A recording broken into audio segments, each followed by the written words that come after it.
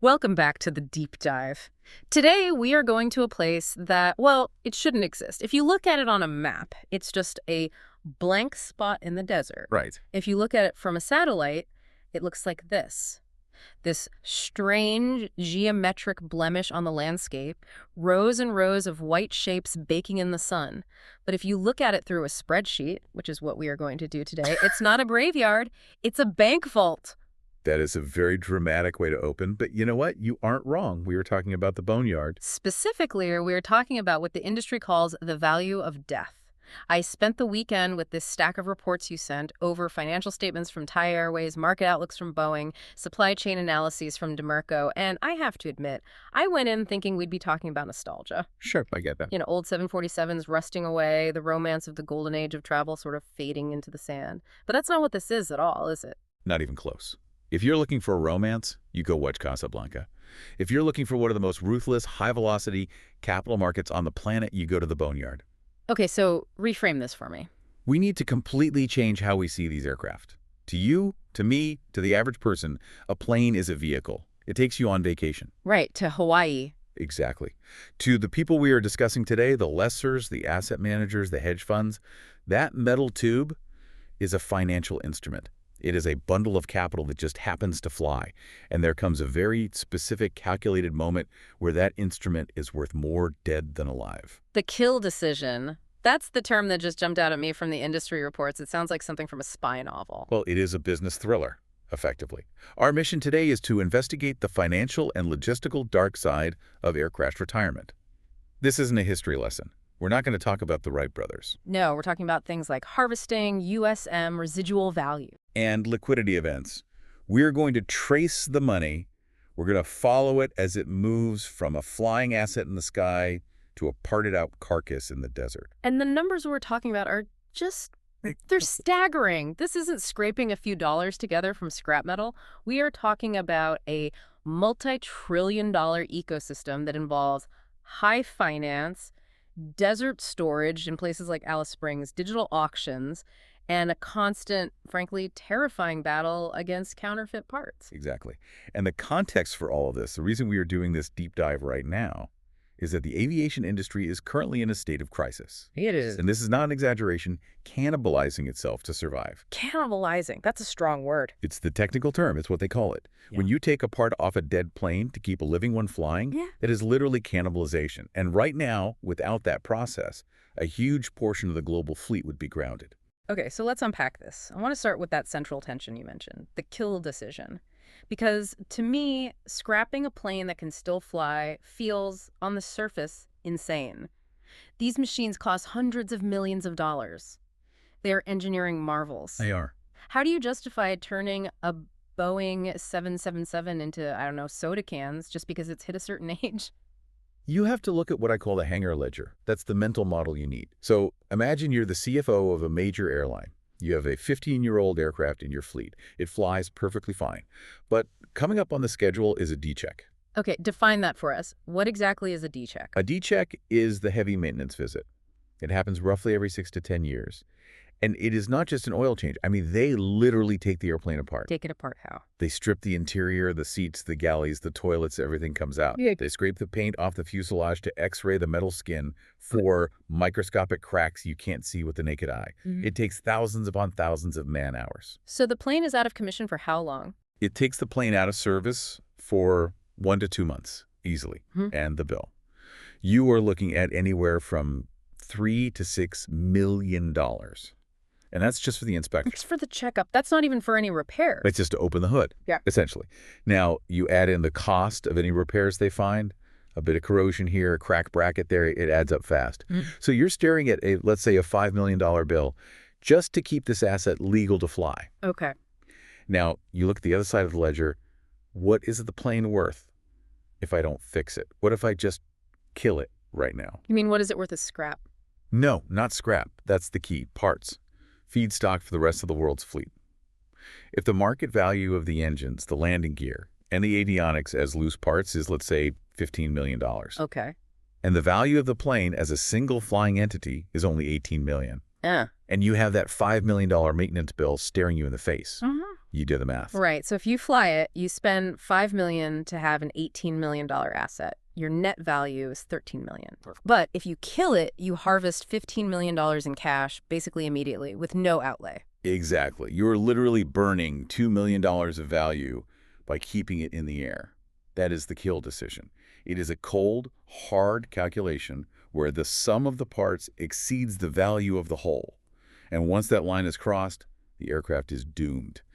It doesn't matter if it flies perfectly. Economically, it is already dead. That feels incredibly short-sighted, though. Isn't that like burning down your house just to sell the copper wiring? You lose the house. But if the housing market has crashed, and copper is at an all-time high, and the house needs a new roof that costs more than the house is worth, you burn it down? That's the logic. Oh. And that brings us perfectly to the first part of our deep dive, the economics of the carcass, or as the industry calls it, the part-out business. Part out. It sounds so sterile. But let's walk through the anatomy of this carcass. The plane lands in the desert. The engine's cut off for the last time. What happens next? Do they just start unbolting things? It's a highly orchestrated disassembly. Think of it like surgery, not demolition. They are harvesting specific organs in a specific order. And the most valuable organ, without question, is the heart, the engines. I was reading in the sources that the engines can represent 80% of the remaining value of the aircraft. That just seems so disproportionately high. It is, but think about what a modern jet engine really is. It is probably the most complex, most reliable machine ever mass-produced by humans. More complex than what? A computer chip? I would argue yes, because a computer chip doesn't have parts spinning at 10,000 RPM in an environment hotter than the melting point of the metal it's made from. The tolerances in there are tighter than a Swiss watch. The materials are exotic superalloys, things like rhenium, hafnium, that are incredibly rare and difficult to machine. And I saw this one detail that I just couldn't get my head around. A single high-pressure turbine blade. Yes. Just one blade, the size of your hand, can cost as much as a luxury car. One blade. And an engine has dozens of them in the hot section, each one a masterpiece of metallurgy with tiny laser-drilled cooling channels inside. So when that plane lands in the Boneyard, the first thing they do is secure the engines. They are the gold mines. So what happens to them? Are they just resold as is? It depends. Even if the engine itself is timed out, which means it's reached its maximum number of flight hours before a mandatory and very expensive overhaul, the parts inside the engine might still have life. We call them LLPs. LLP. Life-limited parts. These are the critical rotating components, the big fan discs, the turbine rotors. They are certified for a certain number of cycles, a takeoff and landing being one cycle. So a disc might be certified for 20,000 cycles. If the engine it was in is being scrapped after 15,000 cycles, that disc still has 5,000 cycles of life left in it. So you can strip the engine to get those blades and discs and then sell those individually to an MRO that's overhauling another engine. Precisely. It's a massive cost saving for the airline that owns that other engine. But there's another scenario. What if the engine still has green time? Green time. That's industry slang. It is. It means flight hours remaining before the next mandatory overhaul. Let's say an engine has 2,000 hours of green time left. You can lease that engine out. Imagine an airline has an engine blow up on a Tuesday after a bird strike. They don't want to buy a new one for $25 million. Of course not. They call the Boneyard. They say, I need a GE90 engine for 6 months while mine is being fixed. The Boneyard operator leases them the engine from the dead plane. The airline burns off that 2,000 hours of green time and then returns the engine to the Boneyard to finally be scrapped. It's an organ donor network. The plane is dead, but its heart keeps another one alive for a little longer. It is exactly like an organ donor network. And it's not just engines. Let's talk about the landing gear. That was the second big ticket item on the list. I have to admit, I never really thought about landing gear as a high-value asset. It's just legs. Big, heavy legs. They're legs that have to support a 300-ton machine hitting concrete at 160 miles per hour thousands of times without failing. They're massive, intricate pieces of engineering, usually forged from single pieces of titanium and high-grade steel. And just like engines, they have strict expiration dates based on flight cycles. So you can't just fly them forever. No way. Yeah. A set of landing gear for a wide body like a Boeing 777 or an Airbus A330 is worth millions of dollars on the secondary market. If you're an airline and your gear is coming up for its 10-year overhaul, you have two choices. Send yours out to be fixed. Right, which takes weeks, maybe months, and costs a fortune in labor and parts. Or you call a parts broker. You buy a freshly overhauled set that was harvested from a Boneyard plane, you do a quick swap over weekend, and you keep your plane flying and making money. It's all about minimizing downtime. And the avionics, the computers, I imagine that's a bit more complicated with software and obsolescence. You'd think so. But the brain is incredibly valuable. The flight management computers, the navigation units, the weather radars. These are essentially high-end, extremely rugged servers. And what's really interesting here is the compatibility. How so? An inertial reference unit from a 20-year-old 737 might be the exact same part number used in a 5-year-old 737. The manufacturers value standardization. So you pull it out of the cockpit of the dead plane, you wipe the data, you run it through tests to recertify it, and it goes right back into the global supply chain. To the system, it's as good as new. This all leads us to this core concept of residual value. This term kept popping up again and again in the financial reports from the lessors. It seems like this is the high-stakes gamble they're all taking. It is the ultimate gamble. When a leasing company or a bank buys a new Airbus A320 for, say, $100 million, they are making a bet. They are betting on what it will be worth in 15 or 20 years when the first lease expires. They are forecasting the residual value. And that forecast determines the lease rates, the financing, everything. Everything. But here's the twist, and this is where the dead versus alive conflict gets really intense right now in today's market. We are seeing younger and younger aircraft hitting the boneyard. How young are we talking? Teenagers. In some shocking cases, even younger. We're seeing Airbus A380s, the double-decker giants, the flagships of fleets just a decade ago, being scrapped after only 10 or 12 years of service. That's insane. They were supposed to fly for 30 years? Exactly. We are seeing early-build Boeing 787 Dreamliners, the plastic fantastic planes being parted out. These are modern, advanced, fuel-efficient aircraft. So why kill a teenager? That seems like a massive waste of capital, just throwing money away. Because the parts are worth more than the plane. It all goes back to the scarcity we are facing globally. Let's take the A380. After the pandemic, the market for a massive 4-engine passenger plane just collapsed. Yeah. Nobody wanted to buy a used A380, so the value of the whole plane plummeted. But the market for the 4 massive Trent 900 engines hanging off the wings, that market is red hot because there are still hundreds of other A380s flying that need spare parts and spare engines. So if you're the lessor, you do the math. You kill the airframe to harvest the engines. You make more money that way.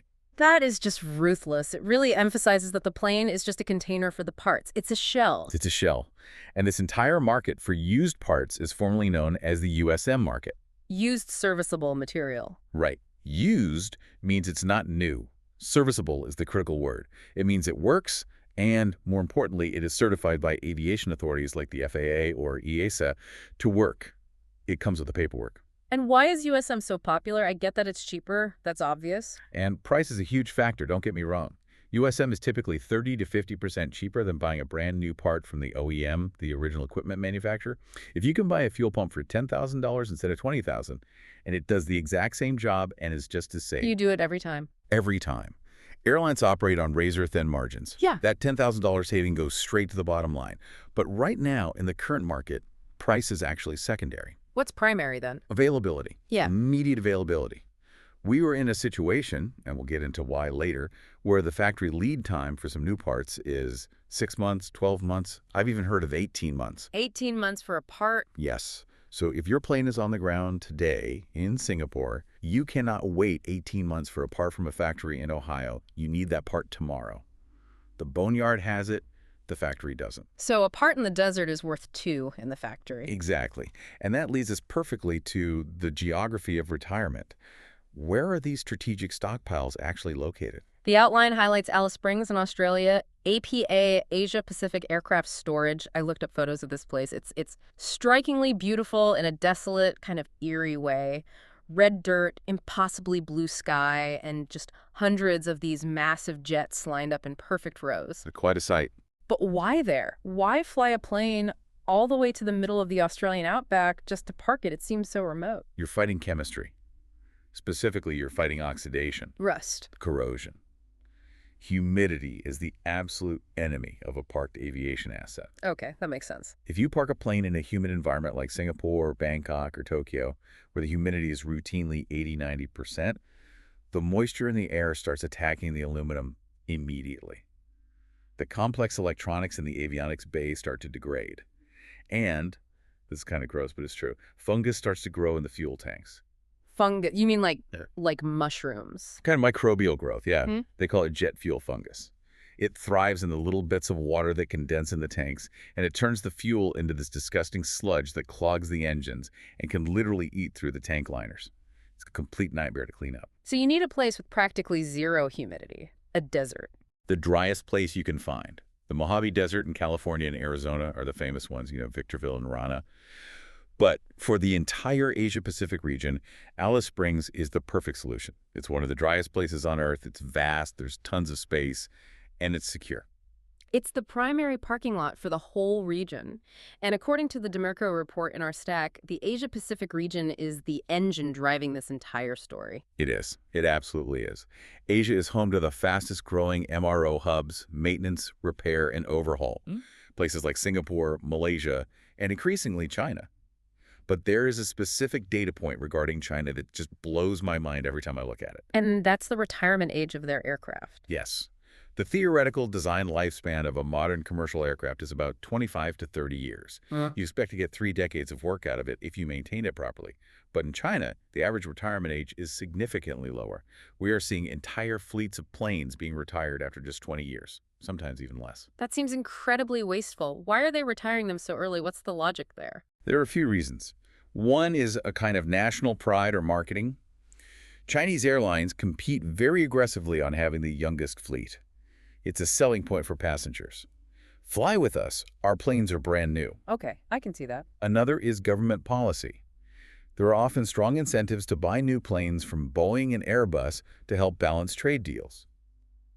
But the implication for the global market is what really matters here for our conversation. Because it creates this massive, steady supply of young carcasses for the part-out market. Exactly. Mike Xu from Embraer China was quoted in one of our sources saying, there are still a lot of potential life cycles to be used. These planes aren't worn out. They're not rattling buckets of bolts. They are prime condition aircraft with relatively low hours and cycles. When a fleet of 20-year-old Chinese A320s hits the market, the harvesters go into a feeding frenzy. So a 20-year-old plane from a Chinese airline flies its last flight to Alice Springs. It gets chopped up. And its landing gear might end up on a 28-year-old plane flying for a budget carrier in Europe. That is the circle of life. Or, maybe more accurately, the circle of liquidity. And the Southeast Asia MRO market is the factory floor where this all happens. That market is growing at 6% annually, reaching over $7 billion. It's a massive industrial complex dedicated almost entirely to recycling these assets. It's an entire ecosystem built on death. Built on unlocking the value in death, yes. I want to pivot now to the why. Why is this market so incredibly hot right now? We touched on availability, but the outline calls this section the catalyst, the supply chain crisis. And that's really the heart of it. To understand what's happening, we need to talk about VUCA. VUCA. That sounds like a villain in a Marvel movie. It might as well be. It stands for volatile, uncertain, complex, and ambiguous. It's how that Demirco logistics report describes the current global supply chain. And frankly, it's an understatement. So give me the lay of the land. What is happening with new planes? Why can't airlines get them? They just aren't arriving. That's the headline. Look at the Boeing data we have. Passenger demand is roaring back post-pandemic. It's up over 10% in 2024. People want to fly. But airline capacity, the number of seats in the sky, only expanded by 8.7%. The airlines literally cannot put enough seats in the sky to meet the demand. Because they can't get the planes they ordered years ago. The backlog is historic. Yeah. It's at an all-time high. There are 17,000 commercial aircraft on order right now from Airbus and Boeing. 17,000. 17,000. Yeah. That is years and years of production, even at full speed. But the manufacturers are paralyzed. They have their own supply chain shortages for everything from raw titanium to microchips. They've had major, very public quality control crises, doors blowing off plugs, engine issues. They've had labor strikes. The assembly lines are just crawling. So if I'm the CEO of United or Lufthansa, and my 5-year plan was based on getting 20 new fuel-efficient 787s this year to replace my old 767s, and Boeing calls me and says, sorry, you're getting 0, what do I do? First, you panic. Then you look at your old fleet, those gas-guzzling 767s you're supposed to send to the Boneyard this year, and you say, guess what?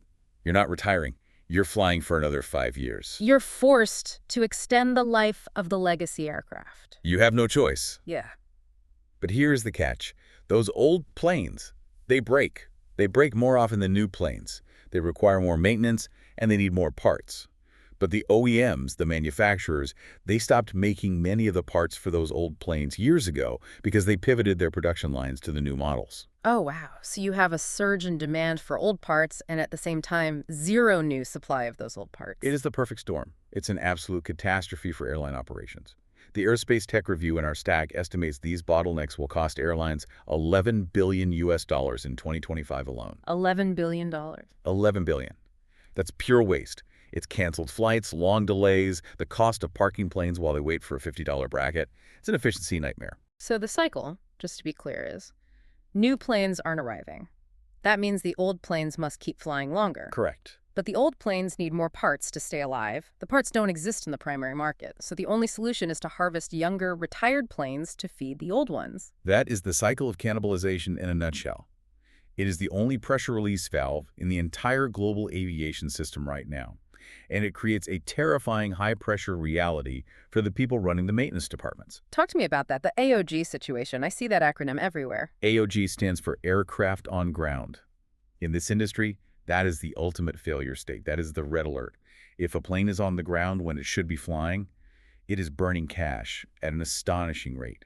We're talking roughly $150,000 per hour. Per hour? How is that even possible? Think about it. You have to rebook or refund 300 passengers.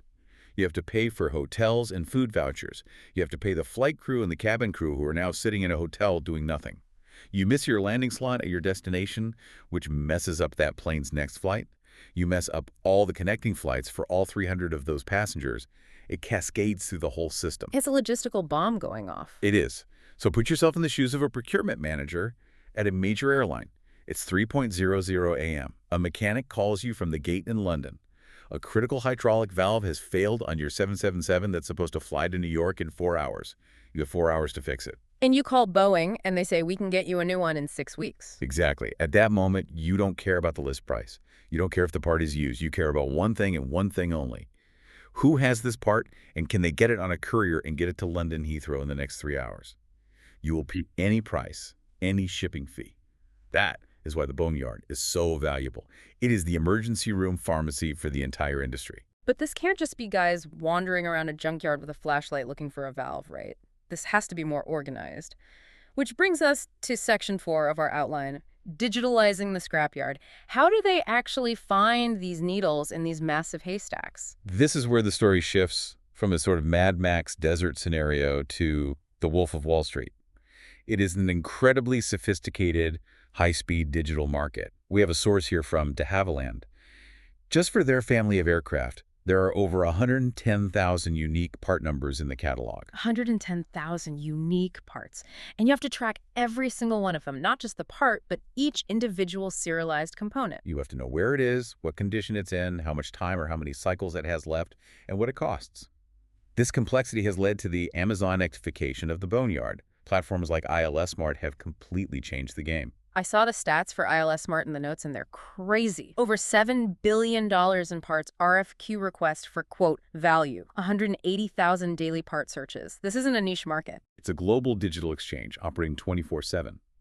Your procurement manager in London at 3 a.m., he logs in, he types in the part number for that hydraulic valve, and the system shows him. Okay, there are 3 of these in a warehouse in Singapore, 2 in Miami, and 1 at a certified repair station in Arizona. And he can bid on them or buy them instantly. And the outline mentions real-time auctions. It gives the example of a Broward Aviation Services auction. Yes, that was a specific event where they were liquidating all the parts from a fleet of A320s and B737-800s. The note on the announcement said, inventory will move quickly. And it does. It's like day trading. You have brokers sitting at multiple screens watching the bids come in for a set of flaps or a navigation computer. The liquidity is incredibly high because the demand is so desperate. But, and this feels like the big but hanging over all of this, you can't just buy a critical aircraft part on eBay and bolt it onto a passenger jet. There have to be rules. The compliance headache. This is the massive barrier to entry that keeps you and me from starting a part-out business in our backyard. Traceability is king. In aviation, the paperwork is often worth more than the metal itself. I've heard the term back-to-birth traceability. Explain what that means. It means exactly what it says. For any critical part, you need a documented, unbroken chain of custody and history from the moment it left the OEM's factory, its birth to, the moment you're holding it in your hand. You need to know every plane it was installed on, every repair it underwent, every modification, every mechanic that ever signed off on it. Why is that level of detail necessary? It seems excessive. To prevent SUPs. Suspected unauthorized parts. That's the polite official term. We are talking about counterfeit parts, stolen parts, parts that were improperly repaired by uncertified shops, or, and this is the most sinister, parts recovered from crash sites that should have been destroyed. Wait a minute. You're telling me people try to sell parts from crashed airplanes? It happens. It's a known threat. If a plane crashes and breaks up, scavengers might try to recover the avionics or other valuable components and sell them on the black market. But those parts might have been subjected to incredible G-forces or fire. They might have microscopic stress fractures you can't see. If you install that on a healthy plane, it's a potential catastrophe. That is absolutely terrifying. So the zero-tolerance policy mentioned in that Overcome MRO Supply Chain Challenges report isn't just bureaucracy, it's a life-or-death safety issue. Absolutely. 100%. If you show up with a pristine-looking landing gear strut, but you are missing one page of the logbook from 2015 that documents a specific repair, that part is worthless. It's scrap metal. No reputable airline will touch it. So how is technology solving this? Because paper logbooks get lost, they get damaged, they can be forged. Blockchain. This is one of the few real-world use cases for blockchain that actually makes perfect intuitive sense. Companies are working on creating immutable digital ledgers for aircraft parts, a digital passport for every component. So it tokenizes the trust, in a way. It tokenizes the trust and the traceability. When you buy that used valve from the Boneyard, you get a digital token that proves its entire history. You can see, immutably, that it came from a legitimate harvest of a specific Thai Airways plane in Alice Springs, and not from some back alley chalk shop in an undisclosed location. It has to be that way, because as the supply chain gets more desperate, the temptation to cut corners, to look the other way, must be immense. The digital ledger is the shield against that desperation. It's the only way to scale trust in a market that's moving this fast. Let's ground all of this in reality. We've talked about the theory, the market forces. Let's talk about the companies actually doing this. Section 5 of our deep dive, case studies in liquidity events. You mentioned Thai Airways earlier. Their financial report is, well, it's illuminating. It is a masterclass in corporate survival. Thai Airways was in deep, deep trouble a few years ago. They entered a formal rehabilitation process, which is essentially bankruptcy protection. They had a bloated, inefficient fleet with too many different types of planes and just massive crushing debt. A classic legacy carrier problem. So what did they do? They executed a brutal but necessary strategy of asset divestment. In their July 2025 company presentation, they lay it out very clearly. They simplified their fleet down to just 4 core aircraft families. Why does simplifying the fleet matter so much? Complexity is expensive. It's incredibly expensive. If you fly Boeing 747s and Airbus A380s and A340s and older Boeing 777s, you need 4 different pools of pilots with 4 different certifications. You need 4 different teams of mechanics with different specializations. You need 4 different warehouses full of different spare parts.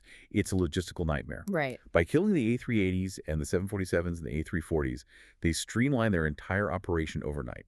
The cost savings are enormous. But they didn't just park them in the desert and forget about them. They sold them off. They harvested them, and you can see it right there in the financials. Their 2024 net profit was 21,421 million Thai baht. That is a huge turnaround from near bankruptcy. Yeah. And the notes explicitly say this was driven partly by gain on sale of assets, and this is the key phrase, adjustment of inventory for non-fleet aircraft. Adjustment of inventory. That has to be one of the most polite corporate euphemisms for we had a massive garage sale. A garage sale where the individual items cost millions of dollars. They turn their dead metal into life-saving liquidity. They use the cash from the Boneyard to pay down their debt and fund the operations of the remaining leaner fleet. They literally cannibalize their past to save their future. It's a brutal strategy, but you can't argue with the results. Yeah. Now, let's look at the other side of that coin. The people who do the actual work. SIAC, Singapore Airlines Engineering Company. These are the surgeons in our analogy. The part-out business creates a massive amount of highly skilled work for MROs like SIEC. You can't just rip a wing off with a crane and a cutting torch. You need licensed mechanics to carefully remove, inspect, tag, and preserve these valuable parts. And SIAEC is expanding to meet this demand. I see notes here about new hangars in Subang, Malaysia, and major investments in Xiamen, China. They are positioning themselves to catch this wave. They know that all these planes being retired early in China need to go somewhere to be processed. They want to be the ones processing them. Their list of services includes lease checks. What exactly is a lease check? When an airline's lease on a plane ends, they have to return it to the lessor in a very, very specific condition, as outlined in a contract that's hundreds of pages long. If the return condition says tires must have 50% tread remaining and they have 49%, the lessor can charge a massive financial penalty. The MROs perform these incredibly detailed checks to ensure the airline doesn't get sued into oblivion. And they also do aircraft preservation. That's preparing the planes for storage, wrapping them up for the desert, taping over all the static ports and windows, covering the engines, filling the hydraulic and fuel systems with preservative oil. It's a huge, labor-intensive business. And then there is GMF AeroAsia in Indonesia. They caught my eye because their strategy seems different. They're branching out. It's all about diversification. GMF AeroAsia looked at the market and realized that relying solely on commercial aviation is volatile. We all saw that during the pandemic. If nobody's flying, nobody's fixing planes. So they decided to hedge their bets. They're expanding aggressively into military and defense. Maintaining the C-130 Hercules transport planes. Yes, the workhorse of military transport globally. Maintaining military jets is a great business. It's a steady, long-term government contract. The government always pays its bills. But the really interesting pivot is the IGTE business. Industrial gas turbine engines. This is a fascinating and brilliant move. A jet engine is, at its core, a gas turbine. It sucks in air, compresses it, burns fuel to heat it up, and blows it out the back to create thrust. You can use that exact same mechanical principle to spin a generator to create electricity for a city or to power a pump on a natural gas pipeline. So they're taking their decades of expertise in overhauling jet engines and applying it to these ground-based power generators. Exactly. They're using the part-out logic, taking the knowledge, the tooling, and the supply chain for turbines, and applying it to non-aviation sectors. It's a fantastic hedge. If the airlines stop flying tomorrow, GMF can still make money fixing power plants. And their numbers show it's working. Their reparation and overhaul revenue is up 9% to over $300 million.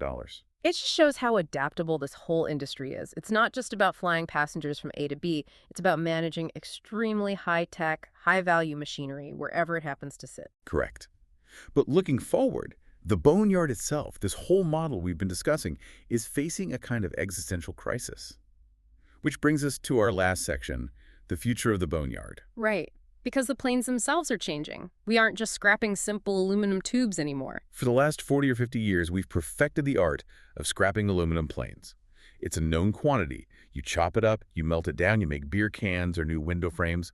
Aluminum is almost 100% recyclable. But the next gen retirement is coming, and it's coming fast. The Dreamliners, the A350s, the so-called plastic planes. Carbon fiber reinforced polymer, composites. These materials are incredible. They're incredibly strong and incredibly light, which is fantastic for fuel efficiency. But they are a complete nightmare to recycle. You can't melt them down. A composite fuselage is essentially a fabric woven from carbon fibers and then soaked in a hardened epoxy resin. So what do you do with a dead 787 fuselage? Right now, honestly, we don't have a good answer. The best idea anyone has is to chop it up and grind it down and maybe use it as filler for asphalt or concrete. But you can't easily turn it back into a high-value material like you can with aluminum. The boneyards of the future are going to be filled with these composite skeletons that simply won't rot and can't be melted. That sounds like an environmental time bomb waiting to happen. It is. It's a major challenge the industry is grappling with. That SIAEC report notes that by 2035, 2/3 of all MRO demand will be for these next-generation aircraft. The industry has about a decade to figure this out, and the clock is ticking. And it's not just the airframe. The engines are getting harder to harvest, too. The new engines, the LEP engines on the 737 MAX and A320neo, the geared turbofans on the A220, they are marvels of thermal efficiency. But they achieve that efficiency by using exotic materials like ceramic matrix composites and proprietary rare earth coatings. Harvesting the valuable parts from these engines requires specialized skills and advanced tooling. So the guy with a wrench in the desert is obsolete. He's obsolete. You need a clean room and a laser scanner in the middle of the Australian outback. The Boneyard has to upgrade its tech which costs a fortune. Even the ground support is shifting. I saw a small note in the Singapore source about electric tugs. Yes, the electric shift. It's happening everywhere. Singapore's Changi Airport is pushing for all-electric ground-handling vehicles, so even the tugs that drag these carcasses to their graves are being upgraded to new, complex electric models that require a whole new maintenance regime. It's a total transformation of the ecosystem from top to bottom. So let's try to synthesize all of this. Let's bring it together. We started this deep dive with the concept of the value of death, and I think we've proven that in this industry, death is incredibly valuable. We've seen that the global aviation industry is, in a very real sense, a cannibalistic ecosystem.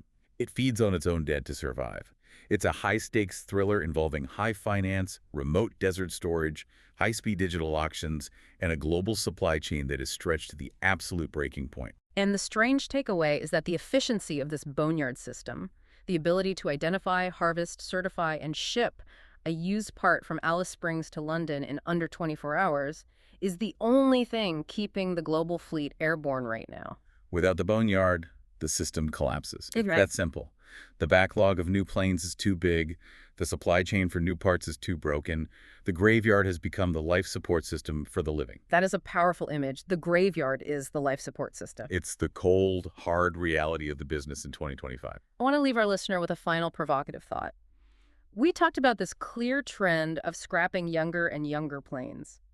The 20-year retirement cycle in China, the killing of the A380 teenagers. It's a clear acceleration of the cycle, no question. Right. So my question is, are we approaching a future where aircraft are built primarily to be taken apart? Think about the iPhone. You don't really repair it anymore. You trade it in, it gets stripped for its valuable materials, and you get a new one.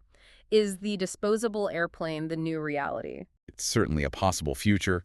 If the residual value of the parts consistently exceeds the value of the whole flying machine, the economic pressure will always be to kill the plane sooner rather than later.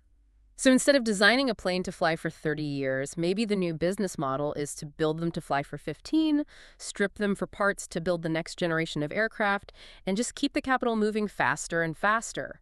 The airplane becomes just a temporary container for valuable assets designed from the start to be disposable. Planned obsolescence on a macro, multi-hundred-million-dollar scale. It's a cynical view, but when you look at the cold numbers on the hangar ledger, it might just be the most profitable one. Something to mull over the next time you board a flight. Just remember, the plane you're sitting in might be carrying organs from a dozen other dead planes, all working together to keep you safe in the sky. Thanks for taking this dive into the Boneyard with me. My pleasure. It was fascinating. And thank you for listening. We'll see you on the next deep dive.